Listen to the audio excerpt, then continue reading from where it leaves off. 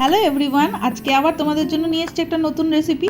দেখো, মিক্সির মধ্যে বোনলেস চিকেন, আদা, রসুন, কাঁচা লঙ্কা, পেঁয়াজ কুচি, চিলি ফ্লেক্স, জিরে গুঁড়ো, গরম মশলা, ক্রিম, ফ্রেশ ক্রিম দিয়ে সব কিছু একটা পেস্ট তৈরি করে তার মধ্যে নুন আর একটু সাদা তেল মিশিয়ে খানিকক্ষণ রেখে দিতে হবে এরকম বল করে। তারপর তেলের মধ্যে বলগুলোকে হালকা করে ভেজে নিতে হবে। ভেজে নিয়ে তুলে রেখে একটা গ্রেভি তৈরি করতে হবে।